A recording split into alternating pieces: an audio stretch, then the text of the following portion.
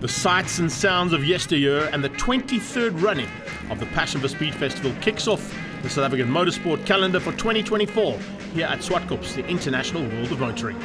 Always nice to see a brand new pace car and lots of people lining the circuit. A couple of legends out there as well, Roger McCleary, and there's Uncle Willie as well. Great to have him here along with a whole bunch more. It is fantastic to see such a massive crowd out as well, and they were here literally from Thursday watching the pre-race qualifying and practices that happened all day Thursday, all day Friday, and we get ready to go now for race action, starting things out with the Little Giants under 2 litres and the Young Timers.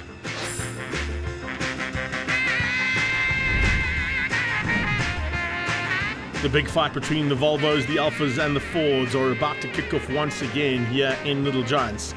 And it's a massive fight that's happened over the last couple of seasons. And really great to see getting Camille Doering Motorsport now taking on the Tom Camphor Volvo boys and a couple of little Alphas thrown into the mix as well. As you can see with Mark Miller leading things out down into turn 1 on the start. But how's that field of cars? Really awesome to see. The Little Giants, remember all the little cars that used to come to the 9 hour, and when it used to rain or get a little bit treacherous conditions, things would change up. The big bangers couldn't get the power down, and these Little Giants came and became Little Giant killers as well. And here we're going to see some serious killing action halfway through. Watch out in the mid-pack as well. As I said, the Young Timers are involved there too. So there's a big fight. But at the front end, it's under 2 litres. The mid-pack is Little Giants. And we've got those Young Timers coming into the mix as well. Always in the mix is Poulter. And Alan Poulter already starting to put the pressure onto the back end there of Mark Miller. Watch out for Carl Pinal coming from the background as well. He'll be pretty quick in that Camille Doering Racing Cortina. And already some pressure being put onto Miller in the Alpha.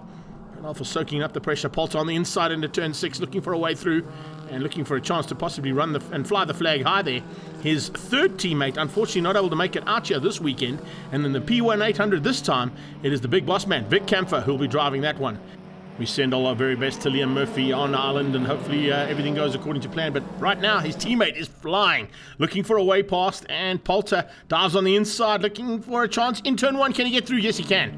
And a little bit of open door there from Miller. Opens up the door and gives a chance for the Volvo to hit the front for the first time. Watch out in the background as well. Keep an eye out, and some serious progress coming through there from Dion Schrobsky. All of a sudden, just closing in on those front couple of cars and could potentially become a bit of a threat there in the front. And then to watch out for, of course, is Jerk Venter. He's, of course, flying the flag high there for the Lindenberg Racing Team. And he'll be joined, I'm sure, during the day by his teammate. And it's not normally the car that James Temple will be driving. Further back, the Young Timers getting into it. Looks like Rob Clark leading things out there for them. And in the Little Giants, it's just starting to get real exciting at the front end there too. Great to see some manoeuvring happening through there. And all of a sudden, it's Jonathan Fisser and Edward Nell all having some fun. Oh, out of shape. And John T. Needham spinning out of turn 4. They're getting it all wrong, but looks like the car's okay. See if we can get it going. Double yellows into turn 4 just to warn the other drivers that there's a problem on the outside of the circuit. In fact, a safety car is required. I don't think John T. could get that little Cortina started up again.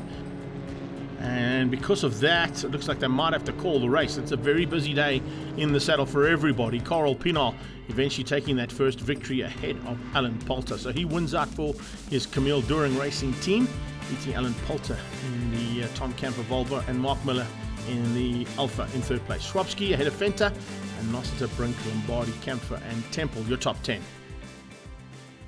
Let's catch up with Dave Hull now with a very interesting car on the sidelines. Yeah, well, this is the first time in 20 years I've driven the car. I've owned it for about 30. Used to belong to John Truter from Maritzburg.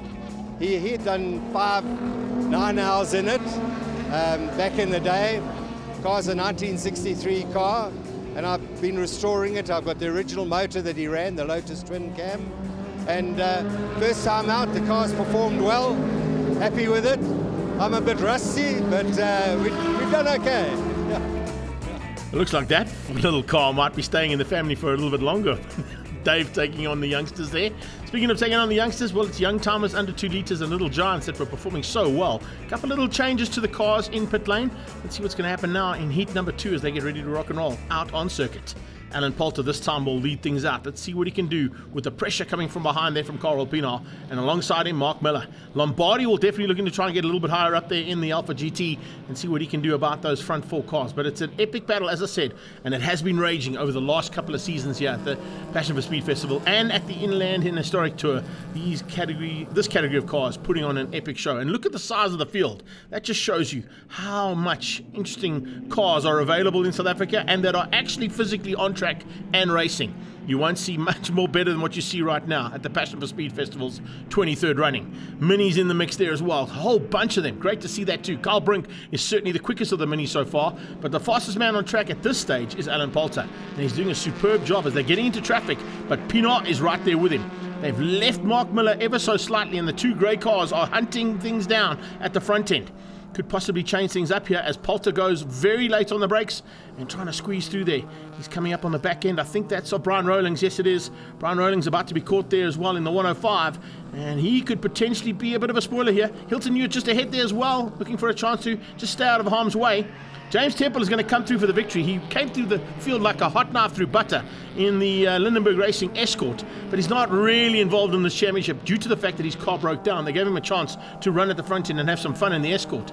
Remember, he was supposed to be participating in the SATT. We'll get action a little bit later in the show with that, but he leads out at the moment ahead of a hard-charging Alan Poulter and a little bit of pressure now onto the back end by the looks of things there of Carl Pienaar.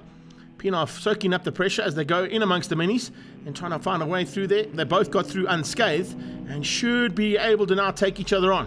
There's Dave Hull, the man we've just been chatting to there in amongst the young timers. Is that O'Sullivan out front? It looks like it is.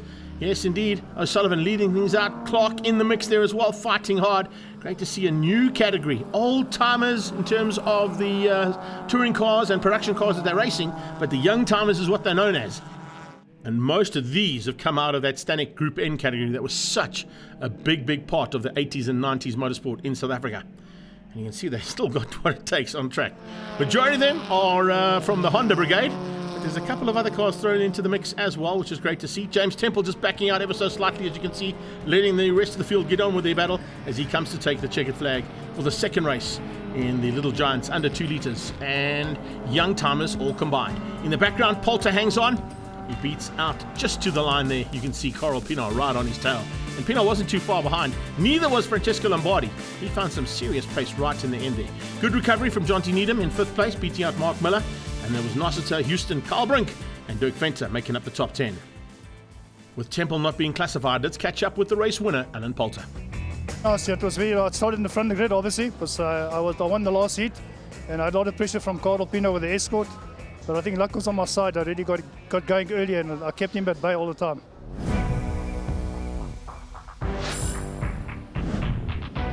Up next, we're into a brand new format of the BMW M Performance Racing Series. Classes A and C are now combined. Classes B, D, and E will be a little bit later on. And you can see a huge surprise at the front end with Neon de Toy finding some serious pace out of nowhere.